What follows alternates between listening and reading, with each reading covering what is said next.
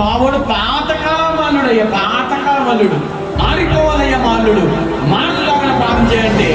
అమ్మ మొదట మారాల్సింది మీ అల్లుడు కాదు, కానీ నీ కూతురు ప్రాముఖ్య కూతురు పక్కన పెడితే నువ్వు మారాలమ్మా. హల్లెలూయా. ఒక విషయం నాకు గుర్తు వస్తుందండి. ఒక తల్లి గారు అంటండి పాస్టర్ గారి దగ్గరికి వచ్చారంట. పాస్టర్ గారి దగ్గరికి వచ్చి అయ్యారు అర్జెంటుగా మా అల్లుడు గురించి ప్రార్థన చేశాడు. అయ్యారు అర్జెంటుగా చేశానంటే, సరే చేస్తానులేమ్మా, దేని గురించి చేయాలి. ఏం మాయదారాలు దొరకలేము కానయ్యా, ఈ రోజుల్లో, ఈ నవీన యుగాల్లో, లేకపోతే ఈ నవీన కాలంలో అందరూ చక్కగా కొత్త కొత్త విషయాలని నేర్చుకుని చక్కగా కొత్త పద్ధతులు బతుకుతున్నారు. మావాడు పాతకాలం అల్లుడయ్యా, పాతకాలం అల్లుడు.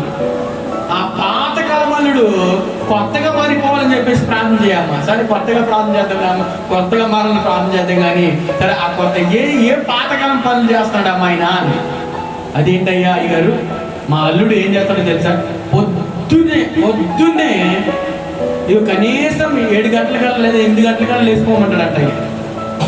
7 గంటలు లేదా 8 గంటలకల్లా లేచిపోమంటాడంట.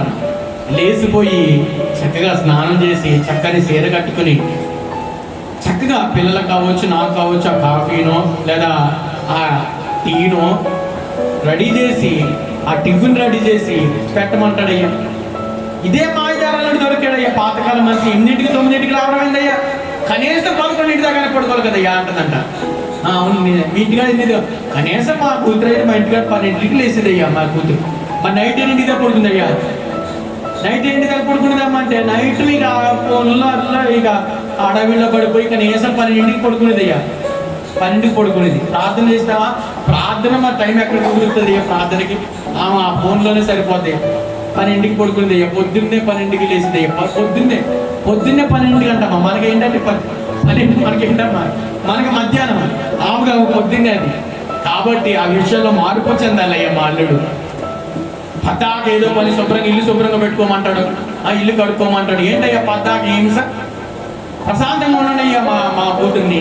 మారిపోవాలయ్యా మా అల్లుడు, మారులాగా ప్రార్థన చేయంటే, అమ్మ మొదట మారాల్సింది మీ అల్లుడు కాదు, కానీ నీ కూతురు ప్రాముఖ్య కూతురు పక్కన పెడితే నువ్వు మారాలమ్మా. హల్లెలూయా. ఈ మార్పులు బాగా కోరుకుంటారండి చాలా మంది, కానీ ప్రార్థనలో, వాక్య ధ్యానంలో, ప్రతి వారం క్రమంగా దేవుని సన్నిధికి వచ్చులో ఆ మార్పు మనం కోరుకోం. కానీ ఈ మార్పులు మాత్రం మాకు కావాలి. దేవుడు కోరుకున్న మార్పు నీలో ఉందా, లేకపోతే నువ్వు కోరుకున్న మార్పు నువ్వు కావాలనుకుంటావా?